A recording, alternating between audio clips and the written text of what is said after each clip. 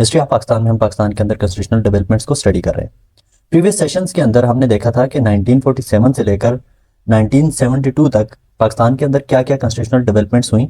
इसमें हमने पाकिस्तान के अंदर जो कॉन्स्टिट्यूशनल डेवलपमेंट्स हुई 47 के अंदर पहली जो कॉन्स्टिट्यूएंट असम्बली बनी और उसके बाद जो है उसने ड्राफ्ट कॉन्स्टिट्यूशन बनाए जो फेल हो गए। 1954 का कॉन्स्टिट्यूशन हमने डिस्कस किया, वो भी फेल हो गया।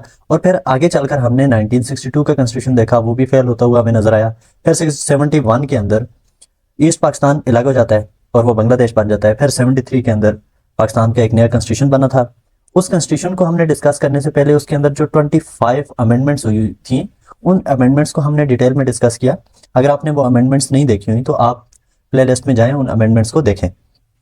और फिर अमेंडमेंट्स के बाद आज हम आगे हैं 1973 के कॉन्स्टिट्यूशन की जो करंट शेप है उसको हम देखेंगे आज कि अमेंडमेंट्स के बाद जो 1973 का कॉन्स्टिट्यूशन है वो कैसा है। तो सबसे पहले तो हम 1973 के कॉन्स्टिट्यूशन की एक शॉर्ट समरी देखेंगे कि इसका स्ट्रक्चर कैसा है, इसमें कितने पार्ट्स हैं, कितने आर्टिकल्स हैं, हर पार्ट में कितने आर्टिकल्स हैं, एक पार्ट के अंदर कितने चैप्टर्स हैं, और फिर उन चैप्टर्स के मेजर देखेंगे कि उसमें क्या क्या चीजें डिस्कस हुई है। समरी को डिस्कस करने के बाद हम आगे बढ़ेंगे और हर एक पार्ट को डिटेल में डिस्कस करेंगे। तो चलिए स्टार्ट करते हैं हम। तो पार्ट हमारे पास जो है वो इस कॉन्स्टिट्यूशन के 12 हैं, 12 पार्ट हैं, 28 चैप्टर्स हैं और फिर इसी तरह से 280 आर्टिकल्स हैं और इनके मेजर्स को भी हम 1 बाय 1 देखते हैं। जो हमारे पास पार्ट 1 है कॉन्स्टिट्यूशन का उसमें आर्टिकल 1 to 6 शामिल है और इसमें सिर्फ एक ही चैप्टर है जिसमें ये सारे आर्टिकल्स मौजूद हैं। ये इंट्रोडक्टरी पार्ट है। पार्ट 2 जो है उसमें 8 to 40 आर्टिकल्स हैं, 2 चैप्टर्स हैं इसमें एक तो फंडामेंटल राइट्स की बात की जा रही है और दूसरी इसमें लेजिस्लेशन की हुई है प्रिंसिपल ऑफ पॉलिसी पे, यानी कि प्रिंसिपल ऑफ पॉलिसी क्या होगा पाकिस्तान के अंदर, पॉलिसी बनाने का क्या प्रोसीजर होगा, किन बेसिस पे ये पॉलिसी बनाई जाएगी। पार्ट 3 हमारा स्टार्ट होता है आर्टिकल 40 से लेके 100 तक किया जाता है और फिर इसमें 3 चैप्टर्स हैं। इसमें प्रेसिडेंट, पार्लियामेंट, लेजिस्लेशन के प्रोसीजर और फिर इसी तरह से फेडरल गवर्नमेंट के मुतालिक लॉज बनाए हुए हैं। पार्ट 4 में आर्टिकल 101 से लेके 140 तक हैं, इसमें भी 3 चैप्टर्स हैं। इसमें गवर्नर के बारे में बताया गया है, प्रोविंशियल असेंबली के बारे में बताया गया है, इसी तरह से प्रोविंशियल गवर्नमेंट। जो पार्ट 3 और 4 है ये इन दोनों का सेम पैटर्न है, जस्ट पार्ट 3 जो है वो फेडरल लेजिस्लेचर को डिस्कस करता है और फिर इसी तरह से फेडरल पार्लियामेंट को डिस्कस करता है और फेडरल गवर्नमेंट को, और जो पार्ट 4 है वो प्रोविंसेस को डिस्कस करता है। जो पार्ट 5 है इसमें आर्टिकल 141 से 159 तक है, इसमें 3 चैप्टर्स हैं। इसमें एक तो लेजिस्लेशन की हुई है जो रिलेशंस हैं प्रोविंसेस और सेंटर के दरमियान में, और फिर इसी तरह से लेजिस्लेटिव लिस्ट को डिस्कस किया हुआ है। जो नेशनल काउंसिल होगी पाकिस्तान के अंदर वो किस तरह से बनेगी, क्या रिस्पॉन्सिबिलिटीज होंगी उसकी, इसके मुताबिक लॉज बनाए हुए हैं। पार्ट 6 जो है वो 160 से स्टार्ट होता है और ऑनवर्ड्स 174 तक जाता है। इसमें भी 3 चैप्टर्स हैं। इसमें एक तो फंड्स की डिस्ट्रीब्यूशन के मुताबिक बात की जा रही है कि जो नेशनल एसेट्स होंगे, ये जो टैक्स कलेक्शन होगी वो सेंट्रल और प्रोविंसेस या प्रोविंसेस के दरमियान में किस तरह से तकसीम किए जाएंगे, और इसके ऊपर जो है वो फंड्स की डिस्ट्रीब्यूशन और उनकी जो यूटिलाइजेशन है उसके ऊपर ऑडिटर जनरल बैठता है। ठीक है, ऑडिटर जनरल के मुताबिक यहाँ पे लॉज बनाए हुए हैं। फिर इसी तरह से सूट जो है अगेंस्ट गवर्नमेंट के, जो गवर्नमेंट है गवर्नमेंट के खिलाफ अगर कोई मुकदमा करना चाह रहा है तो उसके मुताबिक लॉज पार्ट 6 के अंदर मौजूद है। फिर इसी तरह से पार्ट 7 हमारा आ जाता है जो कि स्टार्ट होता है 175 आर्टिकल से और ये बढ़ जाता है 212B तक। इसमें भी 3 चैप्टर्स हैं। इसमें एक तो जुडिशरी को डिस्कस किया हुआ है, उसके मुताबिक लॉज मौजूद हैं, सुप्रीम कोर्ट, हाई कोर्ट और जजेस वगैरह के मुताबिक लॉज इसके अंदर मौजूद है। पार्ट 8 जो है इसमें 213 आर्टिकल से लेकर 226 आर्टिकल तक आर्टिकल शामिल हैं और इसमें 2 चैप्टर्स हैं। इसमें इलेक्शन कमीशन के मुताबिक और इलेक्टोरल लॉज के मुताबिक जो है जो लॉज हैं वो यहाँ पे मौजूद हैं। पार्ट 9 में जो आर्टिकल्स हैं वो 227 से लेकर 231 तक हैं और इसमें सिर्फ एक ही चैप्टर्स है, इसमें इस्लामिक प्रोविजंस शामिल की गई हैं। आगे हम इसको डिटेल में डिस्कस करेंगे। पार्ट 10 जो है वो स्टार्ट होता है 232 आर्टिकल से और ये बढ़ जाता है 237 तक। इसमें एक ही चैप्टर है। इसमें इमरजेंसी प्रोविजंस हैं के मतलब लेजिस्लेशन की हुई है और इसी तरह से इमरजेंसी लगाई जा सकती है कि जी जब लेजिस्लेचर फेल हो जाएगी लेजिस्लेशन करने में, ठीक है, फाइनेंशियल क्राइसिस आ सकते हैं या कोई भी इंटरनल या एक्सटर्नल इश्यूज आ जाते हैं इमरजेंसी की सिचुएशन में, जैसे वार है या इंटरनल टेररिस्ट एक्टिविटीज जो हैं वो हाथ से बढ़ जाती हैं या इकोनॉमिक क्राइसिस हाथ से बढ़ जाते हैं, तो उस सूरत में इमरजेंसी लगाई जा सकती है। यानी कि इमरजेंसी किन सूरतों में लगाई जा सकती है वो हमें पार्ट 10 बताएगा। पार्ट 11 जो है इसमें आर्टिकल शामिल है 238 से 239 तक। इसमें एक ही चैप्टर है और इसमें अमेंडमेंट प्रोसीजर के बारे में बात की जा रही है कि अगर कोई अमेंडमेंट बिल जो है वो असेंबली में पेश होता है तो लोअर हाउस, अपर हाउस या प्रोविंसेस का क्या क्या रोल होगा उसमें। पार्ट 12 जो है ये 240 से 280 तक जाता है। इसमें सर्विसेज के बारे में बात की जा रही है, जैसे कि फेडरल पब्लिक सर्विस कमीशन है या प्रोविंशियल पब्लिक सर्विस कमीशन है। आर्म फोर्सेस के मतलब यहाँ पे लॉज मौजूद हैं, ट्राइबल एरियाज के मतलब और कुछ जनरल प्रोविजंस हैं, जैसे कि कश्मीर के स्टेटस को लेकर और प्राइवेट आर्मी और प्रेसिडेंट की सैलरी के मतलब। आगे बढ़ते हैं। जो हमारे पास 1973 का कॉन्स्टिट्यूशन है, इसको हम डिटेल में डिस्कस करते हैं डिफरेंट पार्ट्स को। जो इसमें अगर समरी को हम दोबारा से रिवाइज करें तो इसमें 12 पार्ट्स हैं, 5 शेड्यूल्स हैं, 25 अमेंडमेंट्स हो चुकी हैं अब तक। हम 12 पार्ट्स को वन बाय वन डिस्कस करेंगे और फिर हम 5 शेड्यूल्स को भी देखेंगे और 25 अमेंडमेंट्स हम ऑलरेडी डिस्कस कर चुके हैं। जो पार्ट 1 है इसका 1973 के कॉन्स्टिट्यूशन का, इसमें आर्टिकल शामिल है 1 to 6। आर्टिकल नंबर 1 है और ये जाता है आर्टिकल नंबर 6 तक। ये इंट्रोडक्टरी पार्ट है। आर्टिकल 1 जो है वो रिपब्लिक एंड टेरिटरी को डील करता है, यानी कि पाकिस्तान एक रिपब्लिकन कंट्री है और फिर इसी तरह से इसकी टेरिटरी में 4 प्रोविंसेस शामिल हैं। और स्टार्ट में फाटा जो था वो एक फेडरली एडमिनिस्ट्रेटेड ट्राइबल एरियाज जो हैं उनको फाटा का नाम दिया गया था, लेकिन बाद में 25th अमेंडमेंट की गई और इनको पाकिस्तान का परमानेंट पार्ट बना दिया गया। जीबी जो होगा according to part 1 of the constitution, जो जीबी है वो एडमिनिस्ट्रेटिव प्रोविंस है पाकिस्तान का, यानी पाकिस्तान के ज़ेर इंतजाम वो रहेगा, ना कि पाकिस्तान का परमानेंट पार्ट है। आर्टिकल 2 जो है वो डील करता है इस्लाम जो होगा वो पाकिस्तान का स्टेट रिलीजन होगा। अब इसके अंदर क्या क्या चीजें आती हैं? ऑब्जेक्टिव रेजोल्यूशन को 8th अमेंडमेंट के थ्रू जो है वो आर्टिकल 2A के जरिए पाकिस्तान का के कॉन्स्टिट्यूशन का पार्ट बना दिया गया। अब अगर ऑब्जेक्टिव रेजोल्यूशन की वायलेशन की जाएगी तो वो कॉन्स्टिट्यूशन की वायलेशन तस्वर होगी। आर्टिकल 3 जो है वो एक्सप्लॉयटेशन को एलिमिनेट करता है। कॉन्स्टिट्यूशन का आर्टिकल 3 ये कहता है कि पाकिस्तान में कोई भी ताकतवर किसी भी कमजोर की एक्सप्लॉयटेशन नहीं कर सकता, गवर्नमेंट एक्सप्लॉयट नहीं कर सकती, या कोई इदारा जो है जैसे पुलिस, मिलिट्री, या कोई भी ताकतवर हल्का जो है वो किसी कमजोर की एक्सप्लॉयटेशन, वो फाइनेंशियल हो सकती है, एजुकेशनल हो सकती है, या हरासमेंट या किसी भी तरह की एक्सप्लॉयटेशन यहाँ पाकिस्तान की टेरिटरी के अंदर नहीं होगी किसी की भी।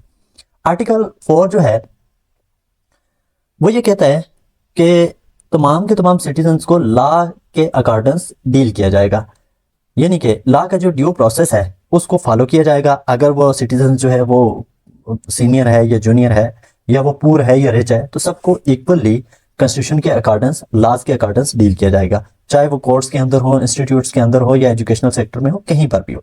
आर्टिकल 5 ये कह रहा है कि सबके सब लोग जो हैं वो पाकिस्तान के अंदर जो शहरी हैं वो कॉन्स्टिट्यूशन के साथ लॉयल होंगे और स्टेट के साथ भी लॉयल होंगे, कॉन्स्टिट्यूशन को ओबे करेंगे, स्टेट के साथ लॉयल रहेंगे।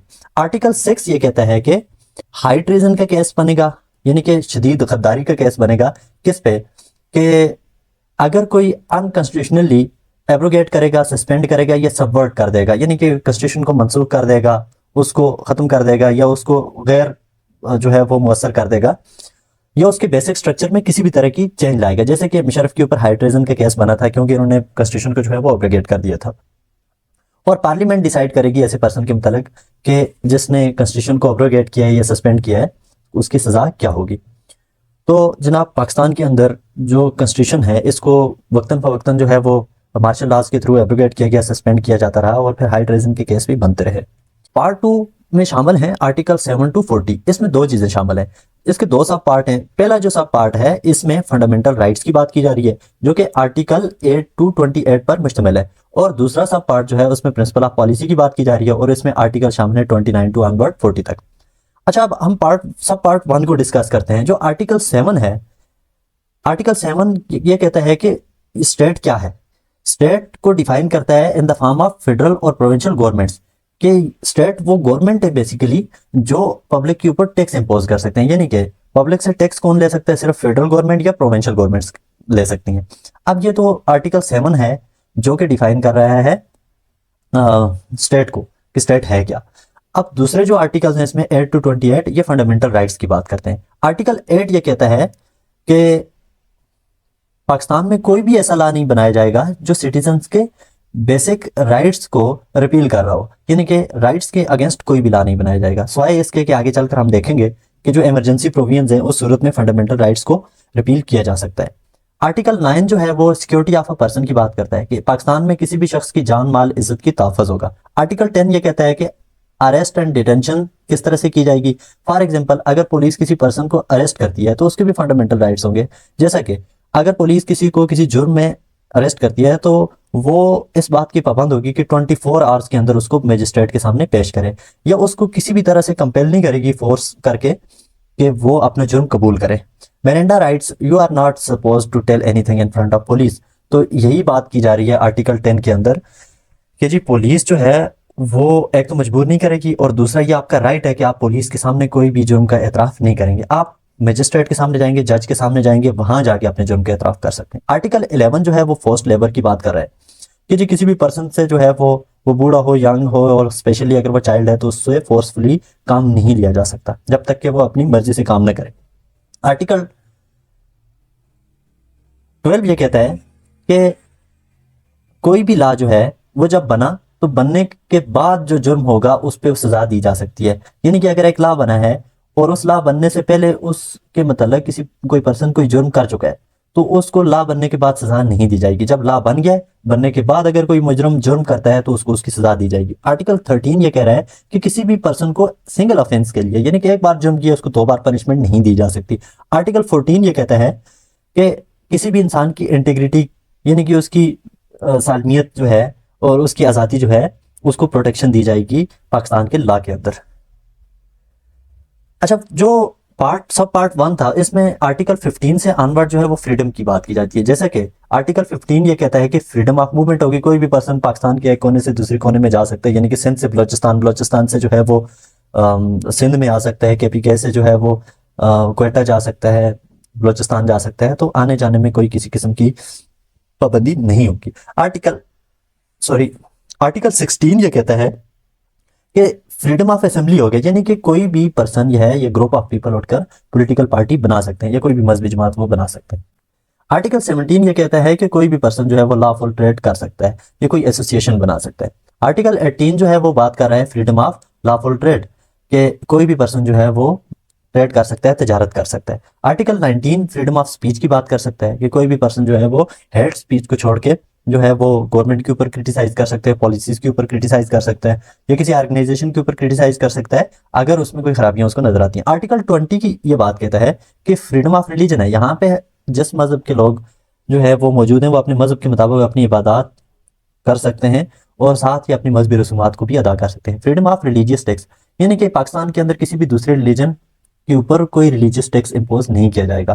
Prohibition of religious sectarianism in educational institutes, Pakistan में किसी भी कॉलेज, स्कूल, यूनिवर्सिटी के अंदर जो रिलीजियस सेक्टेरियनिज्म है यानी कि फिरका वारियत की तो बिल्कुल भी इजाजत नहीं होगी। आर्टिकल 22 ये बात कहता है। आर्टिकल 23, 24 ये कहते हैं कि कोई भी पर्सन पाकिस्तान के किसी भी कोने में प्रॉपर्टी खरीद सकता है और वो अपने नाम पे रख भी सकता है, और गवर्नमेंट जो है वो सिर्फ और सिर्फ पब्लिक इंटरेस्ट पे किसी से प्रॉपर्टी ले सकती है। जैसे कोई रोड बना रहे हैं तो रास्ते में किसी की जमीन आ रही है तो उससे वो लेनी पड़ेगी, तो इस तरह के पब्लिक इंटरेस्ट में वो जमीन एक्वायर कर सकते हैं।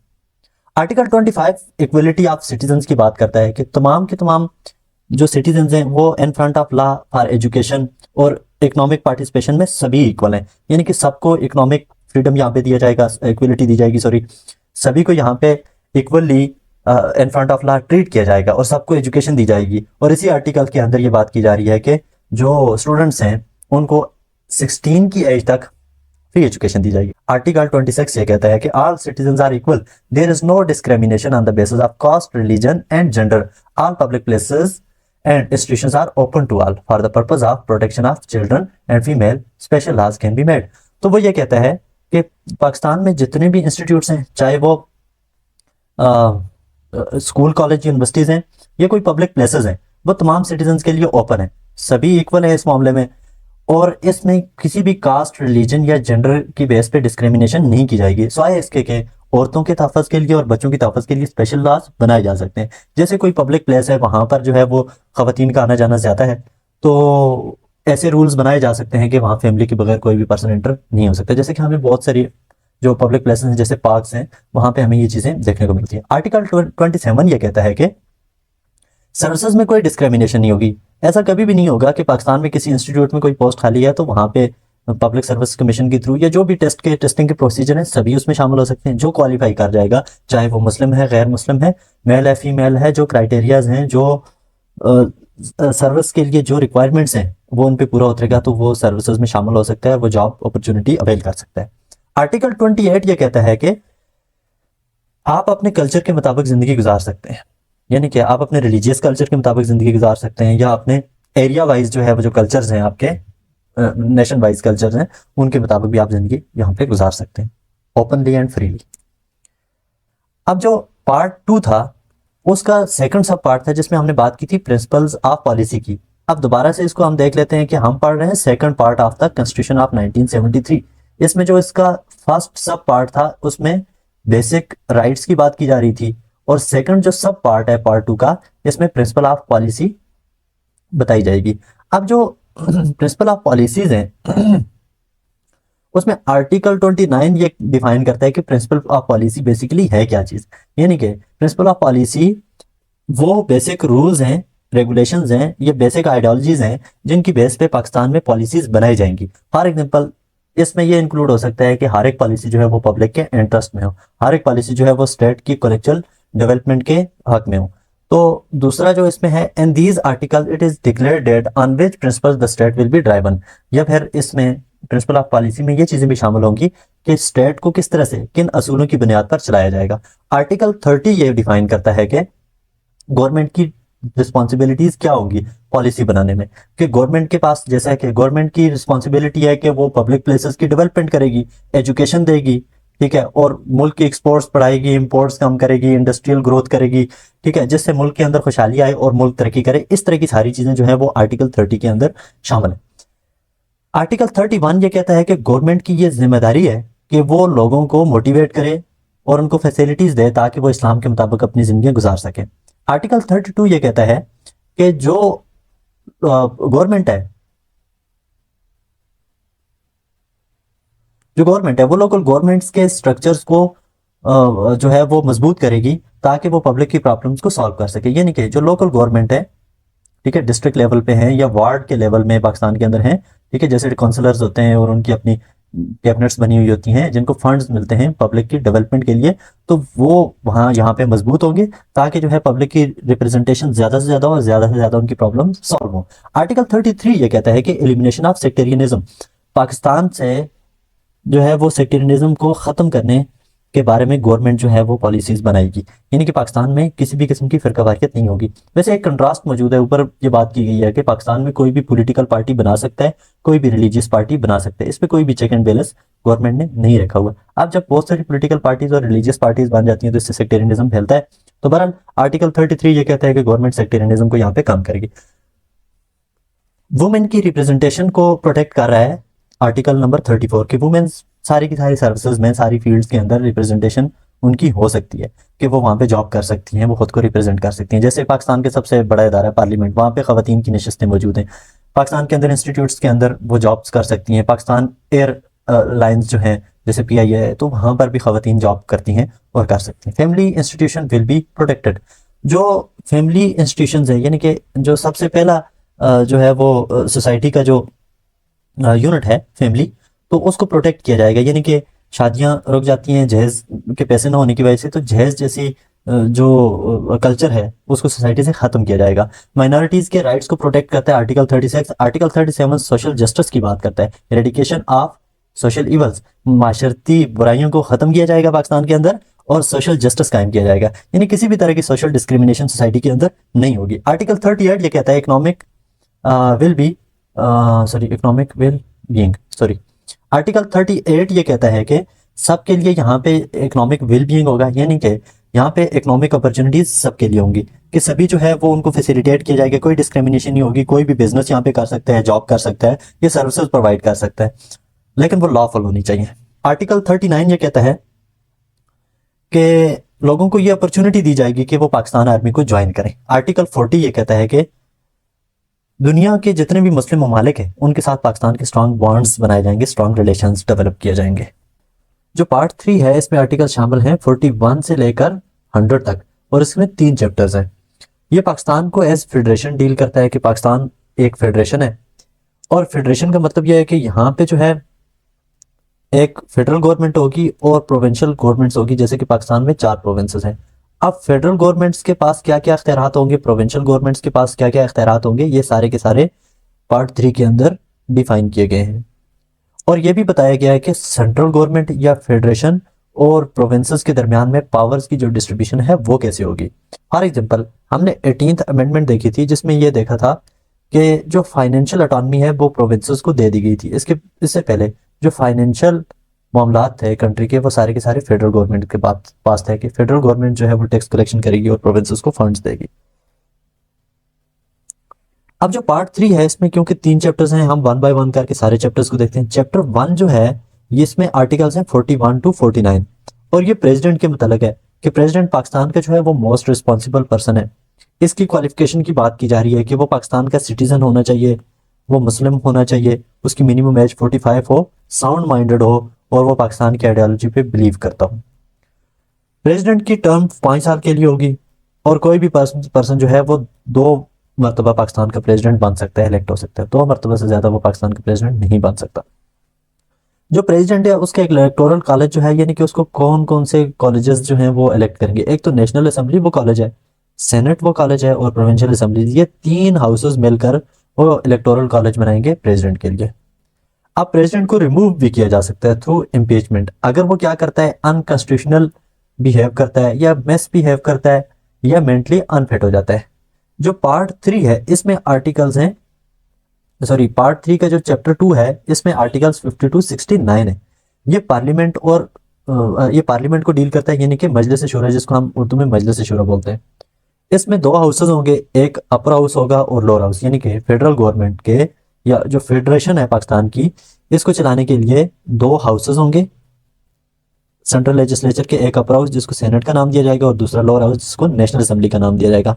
जो अपर हाउस है इसमें सारे प्रोविंसेस यानी कि पाकिस्तान में 4 प्रोविंसेस हैं, चारों की इक्वल रिप्रेजेंटेशन होगी, सबको 23 सीट्स दी जाएंगी और आईसीटी को यहाँ पे 4 सीट्स दी जाएंगी, फाटा को 8 सीट्स। अब जो फाटा की 8 सीट्स हैं क्योंकि हमने देखा था कि जो अमेंडमेंट हुई थी आई थिंक 18th अमेंडमेंट थी उसमें यह कहा गया था कि अब फाटा पाकिस्तान का परमानेंट पार्ट है, लिहाजा नेक्स्ट 2023 के जो इलेक्शंस होंगे इसमें फाटा की अलग से 8 सीट्स नहीं होंगी बल्कि वो प्रोविंस का पार्ट बन गया है, तो अब वो जनरल सीट्स उसको एलोकेट की जाएंगी। फिर इसी तरह से जो लोअर हाउस है इसमें टोटल मेंबर्स होंगे 342 और सॉरी हाँ 342 सीट्स होंगी यानी कि 342 मेंबर्स होंगे। अब इसमें से कुछ फाटा के थे यानी कि 8 मेंबर्स जो हैं वो फाटा से थे, अब फाटा के यहाँ से निकाल दें तो 342 से ये काम हो गए 336 बने, जिनमें से 272 जो हैं वो इलेक्ट होके आएंगे डायरेक्टली बाय द पब्लिक और 60 सीट्स यहाँ पे फीमेल्स के लिए उनका इलेक्टोरल कॉलेज डिफरेंट होता है। इसी तरह से माइनॉरिटीज के लिए 10 सीट्स है उनका इलेक्टोरल कॉलेज डिफरेंट होता है, माइनॉरिटीज की जो पॉपुलेशन होती है वही उनको इलेक्ट करती है। अब इसमें जो नेशनल असेंबली है इसमें पंजाब को 183 सीट्स दी गई थी, अब ये अमेंड होकर 174 रह जाएंगी अगले इलेक्शन में। सॉरी बलूचिस्तान को 17 सीट्स दी गई थी, अब ये जो है वो 20 हो जाएंगी अमेंड होके। सिंध को 75 और केपीके की 43 सीट्स हैं नेशनल असेंबली के अंदर। आर्टिकल 62 और आर्टिकल 63 जो है वो बहुत ही इंपॉर्टेंट है क्योंकि आर्टिकल 62 जो है वो एमएनए की क्वालिफिकेशन की बात करता है, आर्टिकल 63 जो है वो एमएनए की डिसक्वालिफिकेशन की बात करता है यानी कि एमएनए के वो एमएनए बन सकता है कोई भी पर्सन, उसके अंदर क्या क्या क्वालिफिकेशन क्राइटेरियाज होंगे ये 62 में लिखा हुआ है। इसी तरह से आर्टिकल 63 जो है वो बात करता है डिसक्वालिफिकेशन की कि कौन कौन सा पर्सन जो है वो डिसक्वालीफाई होगा कि वो एमएनए नहीं बन सकता या एमएनए बन चुका है बनने के बाद जो है उसको डिसक्वालीफाई करना है, तो उसकी सारी चीजें यहाँ आर्टिकल 63 के अंदर लॉज बने हुए हैं। आर्टिकल 62 63 इस वजह से भी बहुत इंपॉर्टेंट है क्योंकि ये सेनेट के जो मेंबर्स हैं उनकी क्वालिफिकेशन और डिसक्वालिफिकेशन की बात करते हैं यानी कि सेनेट जो के मेंबर जो है फॉर एग्जांपल उसकी क्वालिफिकेशन ये है, एक क्वालिफिकेशन ये है फॉर एग्जांपल कि उसकी मिनिमम एज 30 इयर्स होनी चाहिए एमएनए के लिए, नेशनल असेंबली के लिए जो है वो 25 होनी चाहिए। नेशनल असेंबली का इंतखाब 5 साल के लिए किया जाएगा और सेनेट का 6 साल के लिए किया जाएगा यानी कि नेशनल असेंबली के इलेक्शंस हर 5 साल के बाद होंगे और सेनेट के लिए 6 साल के बाद होंगे। आर्टिकल 58 और 58(2) जो हैं वो डील करते हैं नेशनल असेंबली के डिसोल्यूशन को कि नेशनल असेंबली को कौन डिसॉल्व कर सकता है, ये किन बेसिस पे डिसॉल्व हो सकती है। अब प्रेसिडेंट जो है उसको ये इख्तियार है कि वो नेशनल असेंबली को डिसॉल्व कर सकता है बट प्राइम मिनिस्टर की जब तक एडवाइस नहीं आएगी वो भी नहीं कर सकता।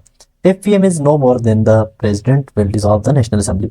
अब प्राइम मिनिस्टर को ये इख्तियार दिया गया है कि वो नेशनल असेंबली को डिसॉल्व कर सकता है, लेकिन अगर प्राइम मिनिस्टर किसी भी वजह से वो डिस्क्वालीफाई हो जाता है, उसकी डेथ हो जाती है या मेंटली अनहेल्दी हो जाता है या डिस्क्वालीफाई हो जाता है, तो फिर प्रेसिडेंट को ये इख्तियारात होंगे कि वो असेंबली को डिसॉल्व कर सकता है।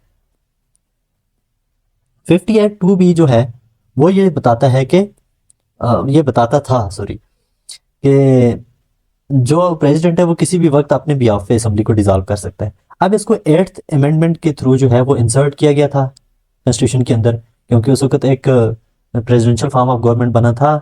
8th अमेंडमेंट को जाके आप स्टडी करें तो आपको वहाँ पे बात पूरी समझ आएगी। और फिर इसको 13th अमेंडमेंट में जब वापस parliamentary form of government Pakistan में बना तो इसको रिमूव कर दिया गया। फिर इसी तरह से 17th अमेंडमेंट में इसको जो है वो दोबारा से इंसर्ट किया और 18th अमेंडमेंट में इसको वापस रिट्रीट कर दिया गया, निकाल दिया गया जब मुस्लिम लीग नून की गवर्नमेंट बनी थी पाकिस्तान में। Now the president has no right to dissolve the national assembly on its on behalf. अब जो है वो पाकिस्तान का प्रेसिडेंट जो है, क्योंकि पार्लियामेंट्री फॉर्म ऑफ गवर्नमेंट है, तो प्रेसिडेंट जो है वो अब असेंबली को डिसॉल्व नहीं कर सकता। पार्ट 3 का जो चैप्टर नंबर 2 है हम ये पढ़ रहे थे, इसका जो सेकंड हाफ है इसमें आर्टिकल 70 to 89 शामिल है। अब लेजिस्लेटिव प्रोसीजर को ये डील करता है कि पाकिस्तान में लेजिस्लेशन कैसे होगी। फेडरल जो इंस्टीट्यूट्स हैं लाइक जो है वो सेनेट है और नेशनल असेंबली, यानी कि फेडरल लेजिस्लेचर के अंदर लेजिस्लेटिव प्रोसीजर किस तरह से होगा। अब फॉर एग्जांपल अगर कोई ऑर्डिनरी बिल है वो किसी भी हाउस में अपेयर हो सकता है और वो वहां से पास होगा और फिर वो दूसरे हाउस में जाएगा, वहां से पास होगा, यानी कि नेशनल असेंबली में अगर बिल पेश होता है वहां से वो सेनेट में जाएगा, दोनों से पास होने के बाद प्रेसिडेंट के पास जाएगा और प्रेसिडेंट उसको पास करेगा, देन वो एक्ट या फिर लॉ बन जाएगा। अगर मनी बिल है यानी कि फाइनेंशियल बिल है तो वो सिर्फ और सिर्फ नेशनल असेंबली में अराइज हो सकता है। क्यों? क्योंकि नेशनल असेंबली जो है वो पाकिस्तान की जो पब्लिक है उसकी ट्रू रिप्रेजेंटेटिव है। तो फाइनेंशियल बिल जो है ये अपर एंड है नेशनल असेंबली को कि फाइनेंशियल बिल सिर्फ नेशनल असेंबली से में अराइज होगा। अब नेशनल असेंबली उसको पास करेगी, पास करने के बाद जो है उसको सेनेट को भेजेगी। अगर सेनेट रिजेक्ट कर दे तब भी वो प्रेसिडेंट को फॉरवर्ड होगी, वहां से उसका एसेंट ले सकता है वो बिल। लेकिन सेनेट एक चीज कर सकती है कि सेनेट में उसको स्टडी किया जाएगा और उसमें अगर सेनेट कोई सजेशन देना चाहे चेंजेस की या कोई मशवरा देना चाहे तो उसको वेलकम करेगी नेशनल असेंबली, और उसके लिए मैंडेटरी नहीं है कि वो उसको माने ही माने। तो बहरहाल जो मनी बिल है वो ऑल इन ऑल डिपेंड करते हैं नेशनल असेंबली के ऊपर। और पार्ट 3 जो है उसका चैप्टर 3 उसमें आर्टिकल है 90 to 100। ये फेडरल गवर्नमेंट को डील करता है, यानी कि प्राइम मिनिस्टर होगा, उसकी कैबिनेट होगी, ये हमारी कॉमन ऑब्जर्वेशन है। हर एक डिपार्टमेंट जो है उसके ऊपर एक सेक्रेटरी होगा, सेक्रेटरी के ऊपर उसी डिपार्टमेंट के रेलिवेंट मिनिस्टर होगा और मिनिस्टर जो है वो कैबिनेट का ऐसा होगा और कैबिनेट होगी under prime minister. For example हम बात करें हेल्थ इंस्टीट्यूट की या एजुकेशन की बात कर लें, हेल्थ की कर लेते हैं, तो यहाँ पे हेल्थ का चीफ सेक्रेटरी होगा, उसके ऊपर जो है वो हेल्थ का चीफ मिनिस्टर होगा, सॉरी हेल्थ का मिनिस्टर होगा, सिंपली मिनिस्टर होगा। और मिनिस्टर जो है वो प्राइम मिनिस्टर की कैबिनेट का ऐसा होगा और कैबिनेट का हेड होगा प्राइम मिनिस्टर, यानी कि ऑल इन ऑल सारे डिपार्टमेंट्स का हेड बनता है प्राइम मिनिस्टर। तो लिहाजा पिछले जो हमने पढ़ा था responsibilities of the federal government कि पाकिस्तान की तरक्की या मुल्क की तरक्की के लिए जो गवर्नमेंट है वो ऑल इन ऑल रिस्पॉन्सिबल होती है, क्योंकि सभी अदारे जो हैं वो गवर्नमेंट के अंडर आते हैं। गवर्नमेंट किसी भी तरह चाहे उनसे काम ले सकती है। All departments are directly under PM. तो अगर कोई प्राइम मिनिस्टर जो है या कोई गवर्नमेंट डिलीवर नहीं कर रही, यानी कि उसकी नाअहली है, आप पाकिस्तान में अगर 30 इंस्टीट्यूट्स हैं सभी के सब जो है वो गवर्नमेंट के अंडर होते हैं। अब जो मेंबर्स होंगे कैबिनेट के, प्राइम मिनिस्टर जो कैबिनेट बनाएगा उसके मेंबर्स जो हैं वो ये ले सकता है सेनेट से या फिर नेशनल असेंबली से। ठीक है। अब यूएसए की अगर हम देखें जो प्रेसिडेंट और उसकी कैबिनेट है, तो यूएसए में प्रेसिडेंट कहीं से भी अपने cabinet members outside the senate या नेशनल असेंबली वो ले सकता है। लेकिन पाकिस्तान के अंदर जो प्राइम मिनिस्टर वो अपना एडवाइजर रख सकता है, वो कोई भी पर्सन हो सकता है, वो अपना फेवरेट पर्सन रख सकता है। अब जरूरी नहीं है कि वो नेशनल असेंबली या सेनेट से ही चूज करें। पार्ट 4 के अंदर आर्टिकल शामिल है 101 से 140 तक, इसमें भी 3 चैप्टर्स हैं। अब ये प्रोविंसेस को डील करता है, इसको अंडरस्टैंड करना बिल्कुल आसान है अगर हमें ये बात समझ आ गई है कि पार्ट 3 का स्ट्रक्चर कैसा है और क्या क्या चीजें वो डील करता है। जैसे हमने वहां पे देखा पार्ट 3 जो है वो प्रेसिडेंट को डील कर रहा है, जो फेडरल लेजिस्लेचर है उसको डील कर रहा है, और इसी तरह से एग्जीक्यूटिव फेडरल जो है यानी कि प्राइम मिनिस्टर और उसकी कैबिनेट या जो सेंट्रल गवर्नमेंट है तो उसको डील करता है, ये 3 चीज। इसी तरह से जो पार्ट 4 है इसके पैरेलल हम देखें, वहां पे प्रेसिडेंट है, यहाँ पे गवर्नर होगा, वहां पे फेडरल लेजिस्लेचर है, यहाँ पे प्रोविंशियल असेंबली होगी, वहां पे जो सॉरी प्राइम मिनिस्टर और जो है उसकी कैबिनेट है, एग्जीक्यूटिव है यानी कि फेडरल गवर्नमेंट है, यहाँ प्रोविंशियल गवर्नमेंट होगी जिसमें चीफ मिनिस्टर और उसकी कैबिनेट होगी। तो इसको हम 1 बाय 1 देख लेते हैं कि क्या क्या चीजें शामिल हैं। एक तो ये प्रोविंसेस को डील करता है, इसका जो चैप्टर 1 है 3 चैप्टर्स में से वो गवर्नर को डील करता है। अब गवर्नर जो है वो सेम प्रोविंस नहीं होगा, यानी कि पंजाब का गवर्नर पंजाब का रिहायशी नहीं होगा, वो सिंध का हो सकता है, केपीके का हो सकता है, या बलोचिस्तान का हो सकता है।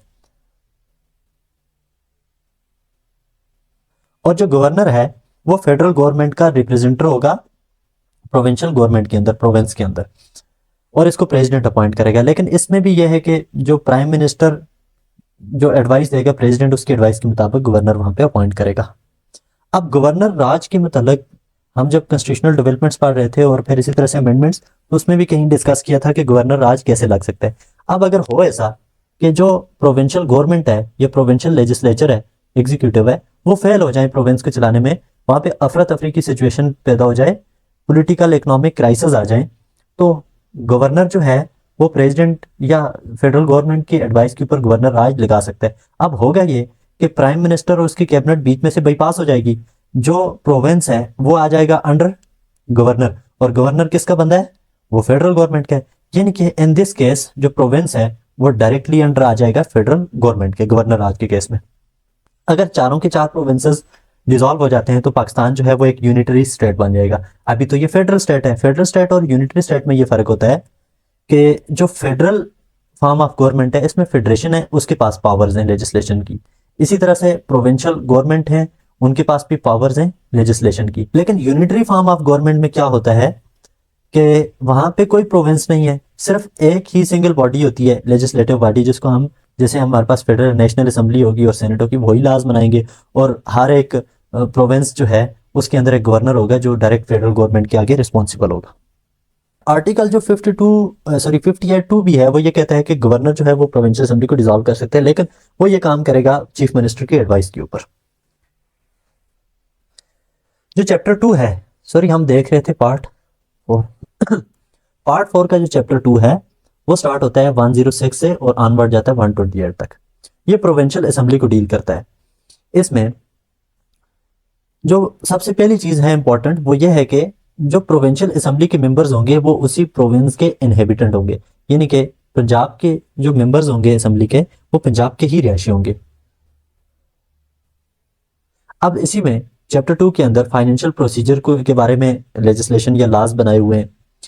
कॉन्स्टिट्यूशन के इस चैप्टर 2 में ये बात की गई है कि मनी बिल कैसे रन होगा, राइज होगा, और वो कैसे पास होगा प्रोविंशियल असेंबली में, और पब्लिक फंड को किस तरह से प्रोविंशियल गवर्नमेंट हैंडल करेगी, डील करेगी और उसको यूटिलाइज करेगी। अब गवर्नर जो है वो टेम्परेरी लॉज को पास कर सकता है, ठीक है, जिनको हम ऑर्डिनेंसेस बोलते हैं। तो सेम उसी तरह जिस तरह से कि जो फेडरल गवर्नमेंट है उसमें जो फेडरल लेजिस्लेचर है उसमें प्रेसिडेंट जो है वो कुछ ऑर्डिनेंसेस को पास कर सकता है, लेकिन बाद में जो रिस्पेक्टिव असेंबलीज हैं वो इन ऑर्डिनेंसेस के ऊपर जो है वो वोटिंग करती हैं। अगर वो पास हो जाता है तब वो एक्ट और लॉ बन जाता है, और अगर वो रिजेक्ट कर देती हैं तो ये मनसूख हो जाता है, खत्म हो जाता है।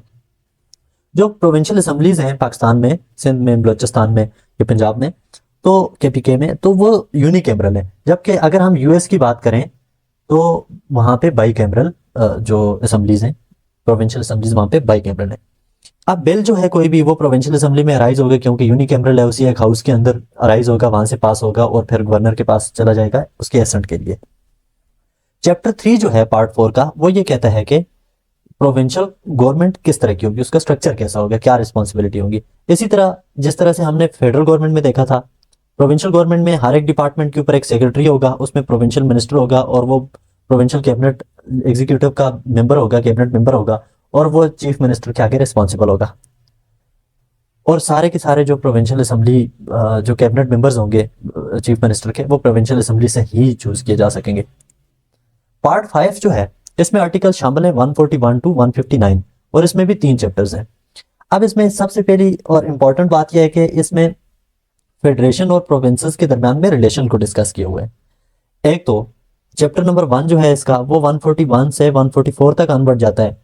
इसमें लेजिस्लेटिव लिस्ट की डिवीजन की गई है कि कौन कौन सी ऐसे सब्जेक्ट्स हैं जिनके ऊपर फेडरल गवर्नमेंट या फेडरल लेजिस्लेचर लेजिस्लेशन करेगी, और कौन कौन से ऐसे जो है वो सब्जेक्ट्स हैं जिसमें प्रोविंशियल असेंबली जो है वो लेजिस्लेशन करेगी। अब इसी में division of power between centre and provinces बताया गया। अब जैसा कि स्टार्ट में यह था कि जब कॉन्स्टिट्यूशन बना, यहाँ पे 3 लिस्ट बनाई गई थी लेजिस्लेशन के लिए। एक तो प्रोविंशियल लिस्ट थी जिसपे प्रोविंसेस लेजिस्लेशन कर सकते थे, फेडरल लिस्ट थी, इसी तरह से एक कंकरेंट लिस्ट थी जिसपे दोनों लेजिस्लेशन कर सकते थे, बट हमने 18th अमेंडमेंट में देखा था कि कंकरेंट लिस्ट जो है उसको अबॉलिश कर दिया गया और जो इख्तियारात थे वो प्रोविंसेस को दिए गए मेजर में। चैप्टर 2 जो है पार्ट 5 का, वो स्टार्ट होता है 145 से और ऑनवर्ड जाता है 152 तक। एक तो इसमें एडमिनिस्ट्रेटिव रिलेशनशिप बताया गया है प्रोविंसेस के दरमियान और सेंटर और प्रोविंसेस के दरमियान, कि दो प्रोविंसेस किसी एक जगह पे मिलकर काम कर सकते हैं फॉर कॉमन इंटरेस्ट। इसी तरह से एक फेडरल गवर्नमेंट का कोई इंस्टीट्यूट और प्रोविंशियल गवर्नमेंट का कोई भी इंस्टीट्यूट जो है वो मिलकर काम कर सकते हैं किसी एक जगह पे कॉमन इंटरेस्ट के लिए। और इसी तरह से जो प्रोविंशियल जो है वो एक प्रोविंस का कोई इंस्टीट्यूट है वो दूसरे प्रोविंस में काम करना चाह रहा है तो वहां पे जाएगा तो दूसरी गवर्नमेंट से सबसे पहले एनओसी लेगा और फिर वहां पे वो जगह एक्वायर करेगा या हायर करेगा, तो वहां पे जाके वो अपना एडमिनिस्ट्रेटिव सेटअप बना सकते हैं। In some prospects federal and provincial government work together, तो ये बात ऑलरेडी हो चुकी है। चैप्टर नंबर 3 के अंदर जो आर्टिकल्स है वो 153 से लेकर 159 तक है। अब इसमें स्पेशल इंस्टीट्यूट्स को डिस्कस किया हुआ है, उनके मतलब लॉज बने हुए हैं। एक फॉर एग्जांपल NEC है, नेशनल इकोनॉमिक काउंसिल, और दूसरा आपके पास है काउंसिल ऑफ कॉमन इंटरेस्ट। तो नेशनल इकोनॉमिक काउंसिल जो है वो सारे प्रोविंसेस और सेंटर के दरमियान में जो इकोनॉमिक रिलेशंस हैं उनको डील करती है। काउंसिल ऑफ कॉमन इंटरेस्ट जो है वो किसी भी तरह के अगर प्रोविंसेस के दरमियान में डिफरेंसेस पैदा हो जाएं, कोई इख्तलाफात पैदा हो जाए ये सेंट्रल और प्रोविंसेस के दरमियान, तो उनको सेटल और डील करने के लिए council of common interest. Part 6 में आर्टिकल शामिल है 160 से लेकर 174 तक। इसमें एक पहली इंपॉर्टेंट चीज जो है वो फाइनेंस प्रॉपर्टी कॉन्ट्रैक्ट्स के, पाकिस्तान में प्रॉपर्टीज के मतलब सारे के सारे लॉज जो हैं वो पार्ट 6 के अंदर मौजूद हैं। सूट्स अगेंस्ट गवर्नमेंट की, गवर्नमेंट के खिलाफ कोई भी मुकदमा किया जा सकता है किसी कोर्ट में, उसके और उसकी क्राइटेरिया क्या होगा, क्वालिफिकेशन और प्रोसीजर क्या होगा। चैप्टर नंबर 1 जो है इसमें भी 3 चैप्टर्स हैं। चैप्टर 1 जो है वो 161 से लेकर 165 तक है। शॉर्टली मैं ये बता देता हूँ कि इसमें फाइनेंशियल डिस्ट्रीब्यूशन बताई गई है बिटवीन द प्रोविंसेस, कि जो नेशनल एसेट्स हैं हमारे उनको प्रोविंसेस के दरमियान में किस तरह से डिवाइड किया जाएगा। ठीक है, उसमें पंजाब का कितना ऐसा होगा और उसमें सिंध का कितना होगा, बलूचिस्तान और KP का। यूजुअली ये डिस्ट्रीब्यूशन होती है on the basis of census, यानी कि आबादी जिसकी ज्यादा है उनको ज्यादा रिसोर्स मिलेगा, जिनकी कम है उसका कम। तो जो लेस डेवलप्ड है उनको भी ज्यादा दिया जा सकता है। जैसे कि हमारे यहाँ सिंध और साउथ पंजाब जो है उनको ज्यादा उन पे तवज्जो देनी चाहिए क्योंकि वो बहुत ज्यादा अंडर डेवलप्ड है। चैप्टर 2 जो है वो 166 से 171 तक है। इसमें ऑडिट के मतलब और ऑडिटर जनरल के मतलब लॉज हैं। अब ऑडिट और ऑडिटर जनरल जो है या ऑडिटिंग डिपार्टमेंट जो है उसका काम ये होता है कि आप फेडरल गवर्नमेंट ने टैक्स लिया है या प्रोविंशियल गवर्नमेंट ने टैक्स लिया, टैक्स कलेक्शन कितनी हुई और टैक्स की यूटिलाइजेशन कितनी हुई फॉर पब्लिक इंटरेस्ट, तो वो उसके ऑडिट को चेक करता रहता है ऑडिटर जनरल और उसका डिपार्टमेंट, कि गवर्नमेंट जो है वो कहीं पे करप्शन तो नहीं कर रही या मिस यूज तो नहीं कर रही फंड्स का। तो ये सारी चीजें ऑडिटर जनरल देखेगा। चैप्टर नंबर 3 जो है उसमें आर्टिकल शामिल है 172 से 174 तक। प्रॉपर्टी और contract suits against federal and provincial government, तो इसमें प्रॉपर्टी कॉन्ट्रैक्ट्स और अब ये प्रॉपर्टी कॉन्ट्रैक्ट्स जो है वो फेडरल गवर्नमेंट और प्रोविंशियल गवर्नमेंट के दरमियान भी हो सकते हैं, दो प्रोविंसेस के दरमियान में भी हो सकते हैं और सिविल भी हो सकते हैं। फिर इसी के अलावा जो सूट्स है अगेंस्ट फेडरल गवर्नमेंट या प्रोविंशियल गवर्नमेंट, कि कोई भी पर्सन जो है वो हुकूमत से नाराज है तो वो उस पर केस भी कर सकता है। उसके लिए क्या क्या क्राइटेरियाज होंगे, वो अदालत में जाएगा और क्या क्या मेरिट्स होंगे उस केस के। पार्ट 7 जो है इसमें आर्टिकल शामिल है 175 से 212B तक। इसमें भी 3 चैप्टर्स हैं। अब ये पार्ट 7 जो है वो जुडिशरी को डील कर रहे हैं। अभी देखिए हम एक तरतीब के साथ चलते आ रहे हैं। सबसे पहले हमने स्टेट को डिफाइन किया, जनरल प्रोविजंस को देखा, फिर हमने देखा कि जो फेडरल गवर्नमेंट है उसका स्ट्रक्चर जो है, सॉरी फेडरेशन का स्ट्रक्चर, उसी में फेडरल गवर्नमेंट जो है लेजिस्लेचर है और फिर प्रेसिडेंट के बारे में, फिर प्रोविंशियल गवर्नमेंट के बारे में हमने देखा, फिर हमने देखा कि सेंट्रल और प्रोविंसेस के दरमियान में क्या रिलेशंस होंगे। तो लिहाजा हमारा एक जो हुकूमती सेटअप है यानी कि कानून बनाने वाला, लेजिस्लेशन करने वाला सेटअप और फिर लेजिस्लेशन को एग्जीक्यूट करने वाला सेटअप जितना भी है, यानी कि हमने लेजिस्लेचर्स प्रोविंशियल और सेंट्रल दोनों, फिर दोनों की एग्जीक्यूटिव यानी कि चीफ मिनिस्टर और उसकी कैबिनेट, प्राइम मिनिस्टर उसकी कैबिनेट और उनकी जुरिसडिक्शंस, वो सारी चीजें हमने देख ली। अभी ये है कि जो तीसरा पिलर है किसी भी स्टेट का वो है जुडिशरी। अभी पार्ट 7 जो है वो जुडिशरी को डील करने जा रहा है। अब जुडिशरी जो है वो लेजिस्लेशन की इंटरप्रिटेशन करेगी, गवर्नमेंट को कोई प्रॉब्लम आती है, फिर इसी तरह से पब्लिक को जितने भी राइट्स, हमने बेसिक राइट्स की बात की, क्या वो पब्लिक को मिल रहे नहीं मिल रहे, कहीं वायलेशन हो रही है, तो उसको कौन देखेगा जी, वो जुडिशरी देखेगी। अभी पाकिस्तान में जुडिशरी का क्या सेटअप कानून देता है या हमारा आयन देता है, उसको हम इस पार्ट 7 के अंदर डिस्कस करने जा रहे हैं। अब पार्ट 7 जुडिशरी को डील करता है। इसमें चैप्टर 1 जो है वो कोर्ट्स को डील करता है। पाकिस्तान में आर्टिकल 175 ये कहता है कि एक सुप्रीम कोर्ट होगा। हर एक प्रोविंस और आईसीटी के अंदर एक हाई कोर्ट है, यानी कि एक हाई कोर्ट जो है वो पंजाब में होगा, एक सिंध में होगा, एक बलोचिस्तान में होगा, एक केपीके में होगा, और इसी तरह से आईसीटी यानी कि इस्लामाबाद कैपिटल टेरिटरी के अंदर भी एक हाई कोर्ट होगा। चैप्टर 2 ये कहता है कि चैप्टर 2 स्टार्ट होता है 176 से 91 तक। ये सुप्रीम कोर्ट को सिर्फ और सिर्फ डील करता है। एक तो जजेस की क्वालिफिकेशन की बात करता है, सुप्रीम कोर्ट ऑफ पाकिस्तान की जजेस की क्या क्या होंगी। एक चीफ जस्टिस होगा सुप्रीम कोर्ट का, और बाकी सारे जस्टिस पर मुश्तमिल एक बेंच होगा।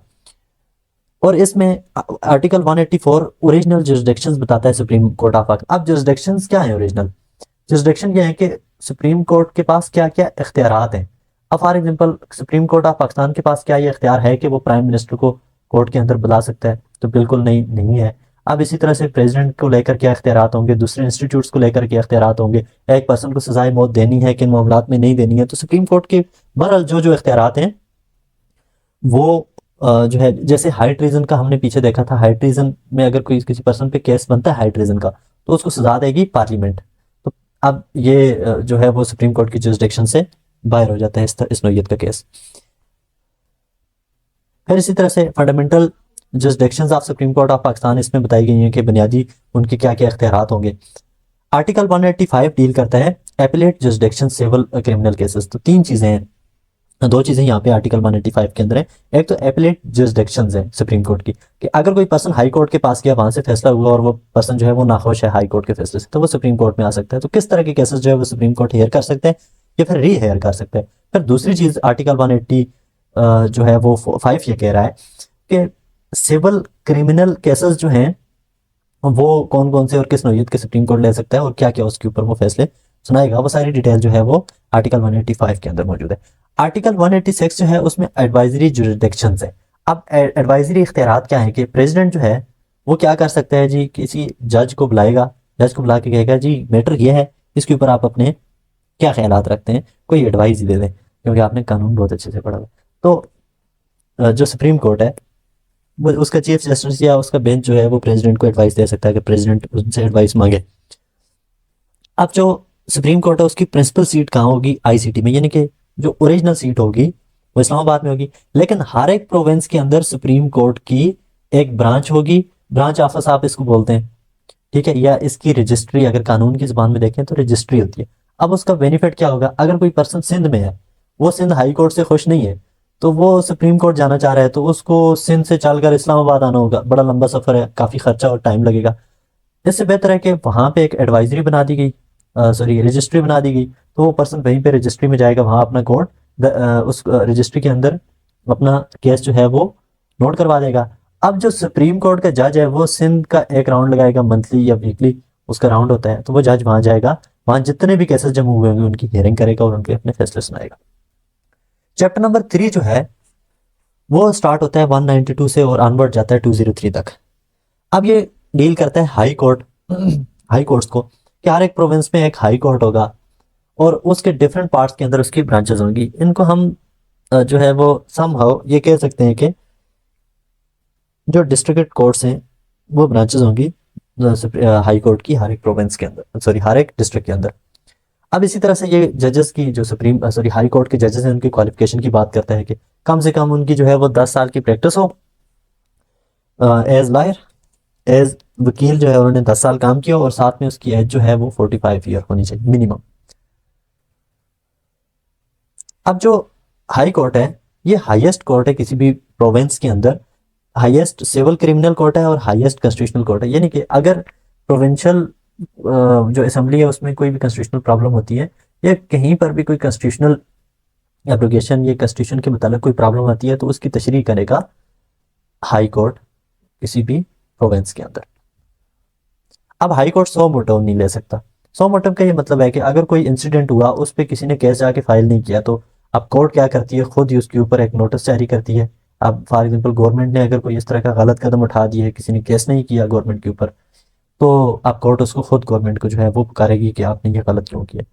तो अब वो जो 100 मोटिव है वो सिर्फ सुप्रीम कोर्ट ले सकता है, हाई कोर्ट नहीं ले सकता। अब इसी में चैप्टर 3 के अंदर ये बताया जा रहा है कि फेडरल शरिया कोर्ट्स बनाई जाएंगी, यानी कि शरीयत के जो कवानीन है उनको इंटरप्रिटेशन और उनके ऊपर फैसले लेने के लिए शरिया कोर्ट्स होंगी। All the laws should be validated by Islam. तो सारे के सारे शरिया कोर्ट का एक काम ये भी होगा कि तमाम के तमाम लाज जो हैं वो इस्लाम के असूलों के मुताबिक होने चाहिए। चैप्टर नंबर 4 जो है इसका, उसमें ये बात की गई है कि जनरल प्रोविजंस बताई गई हैं जुडिशरी के मुताबिक, जो कि आर्टिकल 204 से लेकर 212 तक है।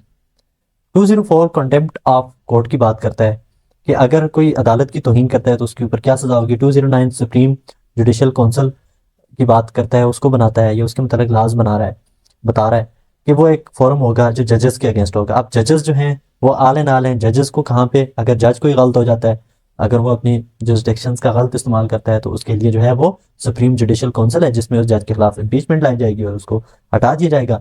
अब इसी तरह इसी पार्ट के अंदर जो है वो सैलरीज, जजेस की सैलरीज की बात की जा रही है। पार्ट 8 में आर्टिकल्स 213 से 226 तक है और ये इलेक्शंस को डील करता है। इसमें भी 2 चैप्टर हैं। चैप्टर 1 जो है उसमें 213 टू 221 आर्टिकल्स हैं। ये chief election commissioner of Pakistan के मुताबिक लाज मौजूद हैं। इसमें 221 आर्टिकल अमेंड किया गया था जिसमें क्वालिफिकेशन क्राइटेरिया जो था चीफ इलेक्शन कमीशन का वो चेंज किया गया था। इसको हमने जब अमेंडमेंट्स डिस्कस कर रहे थे वहां पे हमने देखा था डिटेल में कि कोई भी ब्यूरोक्रेट जो है वो टेक्नोक्रेट या रिटायर्ड जज जो है वो चीफ इलेक्शन कमीशन पाकिस्तान का बन सकता है। चैप्टर 2, इसमें आर्टिकल्स हैं 222 टू 226, यानी कि 4 ही आर्टिकल्स हैं। इसमें इलेक्टोरल लॉज हैं, इलेक्शंस के मतलब सारे लॉज इसके अंदर मौजूद है। पार्ट 9 में आर्टिकल्स हैं 227 से 231 तक। इसमें एक तो इस्लामिक प्रोविजंस हैं, जैसे कि कुरान और सुन्ना जो है वो पाकिस्तान में सुप्रीम लॉज होंगे। इस्लामिक काउंसिल बनाई जाएगी जो कि ये इस बात को इंश्योर करेगी कि पाकिस्तान में सारे लॉज इस्लाम के मुताबिक ही बन रहे हैं। प्राइम मिनिस्टर और प्रेसिडेंट जो है उनका मुसलमान होना बहुत ज़रूरी है। पार्ट 10 जो है उसमें आर्टिकल्स हैं 232 से 237 तक। इसमें इमरजेंसी प्रोविजंस हैं। अब पाकिस्तान में इमरजेंसी लगाई जा सकती है, ठीक है। इमरजेंसी, अनदर वर्ड आप मार्शल लॉ इसको कहते हैं कि पाकिस्तान में अगर इकोनॉमिक क्राइसिस आ जाते हैं, लेजिस्लेचर फेल हो जाती है काम करने में, इंटरनल एक्सटर्नल कोई भी प्रॉब्लम है, जैसे वार की कंडीशन है, कोई दूसरा मुल्क पाकिस्तान पे हमला कर देता है, जंग छेड़ देता है, तो उस सूरत में जो है वो सारा का सारा मुल्क इकट्ठा हो जाएगा। Provincial assemblies, central assemblies dissolve कर दी जाएंगी और सारा जो है वो सारी की सारी कमांड जो है वो मिलिट्री के हाथ में भी जा सकती है या फेडरल गवर्नमेंट के हाथ में जा सकती है। तो इस तरह की इमरजेंसी प्रोविजंस की लेजिस्लेशन के किन सूरतों में पाकिस्तान में इमरजेंसी लग सकती है, ये सारा हमें पार्ट 10 के अंदर बताया। पार्ट 11 जो है वो लेजिस्लेशन प्रोसीजर को डील करता है, यानी कि पाकिस्तान में अगर कोई कानून साजी की जा रही है, ठीक है, जैसे टैक्स के ऊपर कोई बिल आता है उसके ऊपर कानून साजी होगी, तो कौन सा हाउस जो है वो कितने वोट देगा तब बिल पास होगा, बिल के क्या क्राइटेरियाज होंगे, किस हाउस में बिल अराइज होगा और वहां पे से पास होकर दूसरे हाउस में जाएगा, दूसरे हाउस की जुरिसडिक्शंस क्या है, फिर इसी तरह से प्रेसिडेंट का एसेंट कितना जरूरी है। तो ये सारी चीजें हमें पार्ट 11 के अंदर मिलती है। पार्ट 12 यानी कि आखिरी पार्ट जो है इसमें आर्टिकल 242 टू 80 तक है। इसके 6 चैप्टर्स हैं। इसका चैप्टर 1 जो है वो सर्विसेज के को डील करता है, फेडरल पब्लिक सर्विस कमीशन और इसी तरह से प्रोविंशियल पब्लिक सर्विस कमीशन। तो जो पब्लिक सर्विस कमीशन है इसका काम होता है कि डिफरेंट इदारों के लिए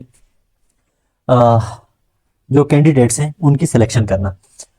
चैप्टर 2 आर्म्ड फोर्सेस को डील करता है। अब इसमें ये बताया जा रहा है कि जो आर्म्ड फोर्सेस हैं उनकी कमांड किसके पास होगी। तो इसमें ये लिखा हुआ है कि जो आर्म फोर्सेस हैं वो प्रेसिडेंट के अंडर होगी, यानी कि आर्म फोर्सेस वही करेंगी जो पाकिस्तान का प्रेसिडेंट कहेगा, ठीक है। ऑथ ऑफ आर्म फोर्सेस, अब आर्म फोर्सेस का जो चीफ, जैसे चीफ हैं, chief of army staff, chief of air staff, naval staff, वो सारे के सारे प्रेसिडेंट के सामने आएंगे और वहां पे अपनी हक बर्दारी करेंगे। अब आर्म फोर्सेस के फंक्शंस क्या हैं, तो इसमें ये डिफाइन किया गया है कि आर्म फोर्सेस का काम है कि पाकिस्तान को कोई भी बैरूनी खतरा हो, लाक हो, तो उस सूरत में जो है आर्म फोर्सेस जो है वो पाकिस्तान को इस खतरे से बचाएंगी, ठीक है। तो पाकिस्तान आर्मी बहुत ही प्रोफेशनल है। हमें हिस्ट्री के अंदर नजर आता है कि पाकिस्तान आर्मी ने हमेशा से पाकिस्तान का तहफ़्फ़ुज़ किया है। जब जब जो है वो बॉर्डर के बाहर से खतरा पेश आया तो इन्होंने बड़े प्रोफेशनल अंदाज में जो है वो पाकिस्तान को प्रोटेक्ट किया। चैप्टर नंबर 3 जो है उसमें ट्राइबल एरियाज और उनकी एडमिनिस्ट्रेशन की बात की जा रही है कि पाकिस्तान के जो ट्राइबल एरियाज हैं वो कहाँ से कहाँ होंगे। एक तो उन एरियाज को डिफाइन करना, फिर उसके अंदर जो एडमिनिस्ट्रेशन है वो फेडरल गवर्नमेंट के अंडर होगी और उसमें सेक्रेटरी होगा और जो जो मतलब टीयर्स हैं एडमिनिस्ट्रेटिव वो इसके अंदर डिफाइन किए गए। अब चैप्टर नंबर 4 जो है पार्ट 12 का, ये प्रेसिडेंट को प्रोटेक्ट करता है, उसकी सैलरी, अलाउंसेस या प्रिविलेजेस को डिफाइन करता है कि प्रेसिडेंट को क्या क्या मिलेगा। ओथ ऑफ ऑफिस, प्रेसिडेंट का जो ओथ होगा उसको डील करता है कि ओथ में क्या क्या चीजें होंगी और कहाँ प्रेसिडेंट जो है वो अपना हल्फ लेगा। इसी में प्रोहिबिशन ऑफ प्राइवेट आर्मीज की, कोई भी पर्सन पाकिस्तान के अंदर जो है वो प्राइवेट आर्मी नहीं बना सकता। अब इसमें कुछ जनरल प्रोविजंस है जैसा कि वो जम्मू एंड कश्मीर के मुतालिक है, फिर इस तरह के जीबी के मुतालिक। चैप्टर नंबर 5 और 6 जो है वो बताते हैं कि पाकिस्तान की कॉन्स्टिट्यूशन जो है उसका टाइटल क्या होगा और इसकी इंटरप्रिटेशन क्या होगी। जैसे कॉन्स्टिट्यूशन के अंदर बहुत सारी टर्म्स यूज होती हैं, हर एक टर्म की एक्सप्लेनेशन जो चैप्टर 5 और 6 हैं इनके अंदर की गई है। ठीक है, तो ये थे हमारे 12 पार्ट्स। पार्ट 1 हमने देखा, 2, 3, 4, 5 इसी तरह से 12 तक हमने सब उनके अंदर मौजूद आर्टिकल्स हमने देखे। आर्टिकल्स के बाद उनके चैप्टर्स देखे, किस चैप्टर में कितने आर्टिकल हैं, हर एक चैप्टर जो है उसमें क्या क्या चीज़ें मौजूद हैं। तो आप अगर कॉन्स्टिट्यूशन को डिटेल में पढ़ना चाह रहे हैं तो यहाँ पे, क्योंकि एक वीडियो के अंदर पूरी कॉन्स्टिट्यूशन को डिटेल में डिस्कस करना काफ़ी मुश्किल है, इसके लिए तो कम से कम जो है 10 से 12 घंटे मिनिमम चाहिए। तो लिहाजा एक शॉर्ट सी समरी हमने देखी कॉन्स्टिट्यूशन की, जिससे हमारे एक कॉन्सेप्ट क्लियर हो गए कि पाकिस्तान का कॉन्स्टिट्यूशन जो है उसके 12 पार्ट्स हैं, हर एक पार्ट जो है उसमें चैप्टर्स हैं और हर एक पार्ट जो है वो एक डिफरेंट चीज़ को डील करता है। तो अगर आप डिटेल में अगर आप डिटेल में वो पढ़ना चाहते हैं कॉन्स्टिट्यूशन को, तो आप हमारी वेबसाइट पे विजिट कर सकते हैं, वहाँ पे आपको कॉन्स्टिट्यूशन मिल जाएगा salareducation.com पे। तो आगे बढ़ते हैं। अच्छा, पाकिस्तान के कॉन्स्टिट्यूशन में कोई 5 एक शेड्यूल्स भी हैं, इनको भी हम 1 बाय 1 डिस्कस कर लेते हैं शॉर्टली। शेड्यूल नंबर 1 जो है उसका मेजर है लॉज एग्जेम्प्टेड फ्रॉम आर्टिकल 8। अब आर्टिकल 8 ये कहता है कि पाकिस्तान में कोई भी लॉ ऐसा नहीं बनाया जा सकता जो पब्लिक इंटरेस्ट के खिलाफ हो। लेकिन पीछे हमने देखा था कि पाकिस्तान में इमरजेंसी भी लगाई जा सकती है। ठीक है, अब जब इमरजेंसी लगाई जाती है, जैसे कि जो डेमोक्रेटिक राइट्स हैं लोगों के, उनकी वायलेशन हो सकती है यहाँ पे, और काफ़ी सारे ऐसे राइट्स हैं जिनकी वायलेशन हो सकती है इमरजेंसी की सूरत में। तो अगर इमरजेंसी हो, तो अगर इमरजेंसी की सिचुएशन हो तो उस सूरत में जो है वो आर्टिकल 8 जो है वो एब्रोगेट हो जाएगा या सस्पेंड हो जाएगा फॉर द मूवमेंट। जो शेड्यूल 2 है इसमें बताया गया है कि इलेक्शन ऑफ प्रेसिडेंट के मुतालिक डिटेल्स दी गई हैं कि वो इलेक्शंस किस तरह से होंगे। 3 जो है वो ओथ ऑफ ऑफिस, यानी कि प्रेसिडेंट जो है उसके या कोई भी और गवर्नमेंट ऑफिस जो है उसका ओथ जो है या हल्फ बर्दारी किस तरह से की जाएगी। शेड्यूल 4 के अंदर लेजिस्लेटिव लिस्ट डिफाइन की गई है कि फेडरल लिस्ट क्या होगी और प्रोविंशियल लिस्ट क्या होगी, कंकरेंट क्या होगी। नंबर 5 में salaries, terms and conditions of services of जजेस। तो जजेस की सैलरीज के मतलब, टर्म्स और कंडीशंस के मतलब शेड्यूल 5 है हमारे पास। आगे चलते हैं 1973 के कॉन्स्टिट्यूशन की एक शॉर्ट समरी देख लेते हैं। अब इसमें सबसे पहली चीज़ ये है कि पाकिस्तान का कॉन्स्टिट्यूशन रिटन है। रिटन के 2 मतलब हैं, एक तो ये लिखा हुआ है, ठीक है, रिटन फॉर्म में, दूसरा ये है कि ये पास्ट है। अब कुछ लोग इसकी इंटरप्रिटेशन करते हैं कि जी पार्लियामेंट ने इसको पास किया हुआ है इसलिए हम इसको रिटन बोलते हैं। कुछ लोग इसकी इंटरप्रिटेशन इस तरह से करते हैं कि ये रिटन फॉर्म में है, यानी कि इसको कहीं पे लिख के हमने रखा हुआ है। अब दूसरी चीज़ यह है कि ये सेमी रिजिड कॉन्स्टिट्यूशन है, यानी कि ऐसा नहीं है कि इसमें अमेंडमेंट करना बहुत ही टफ काम है या बहुत ही सिंपल भी नहीं है। इसके 12 पार्ट्स हैं, हमने सारे पार्ट्स को देखा। सबसे पहले इंट्रोडक्टरी था और फिर लास्ट तक हमारे पार्ट 12 तक वो सारे हमने डिटेल में डिस्कस की। स्टार्ट में इसकी समरी भी हमने देखी। आप इसकी समरी के ऊपर वीडियो को पास करके इसके स्क्रीनशॉट लेके उसको पहले अच्छी तरह से अंडरस्टैंड करके फिर वीडियो को आप आखिर तक देखें, और वीडियो देखते हुए पेन और जो आपकी नोटबुक है उसको सामने रखें और साथ साथ नोट्स बनाते जाएं। इससे आपके कॉन्सेप्ट बिल्ड हो जाएंगे। फिर जब आप कॉन्स्टिट्यूशन को पढ़ेंगे, ओरिजिनल कॉन्स्टिट्यूशन को, तो वो आपके लिए काफ़ी आसान हो जाएगा। 280 आर्टिकल्स हैं इसमें, 5 शेड्यूल्स हैं, 25 अमेंडमेंट्स हुई है, और इस कॉन्स्टिट्यूशन के अंडर पाकिस्तान में जो है वो एक पार्लियामेंट्री फॉर्म ऑफ गवर्नमेंट मौजूद है। Thanks for watching. तो नेक्स्ट वीडियोस में हम आगे चलेंगे, क्योंकि हमारी जो कॉन्स्टिट्यूशनल हिस्ट्री है वो कंप्लीट हो चुकी है। आगे मैं लेके आऊँगा आपके लिए पॉलिटिकल हिस्ट्री ऑफ पाकिस्तान, तो जिसमें हम पाकिस्तान की मेकिंग से लेकर जो है वो करंट तक जो जो पॉलिटिकल इवेंट्स हुए हैं, गवर्नमेंट्स चेंज हुई हैं, फिर उनकी पॉलिसीज, पाकिस्तान में जो डिफिकल्टीज, बीच में वार्स आती रही हैं, उन सारी चीज़ों को हम उस लिस्ट के अंदर लेकर चलेंगे।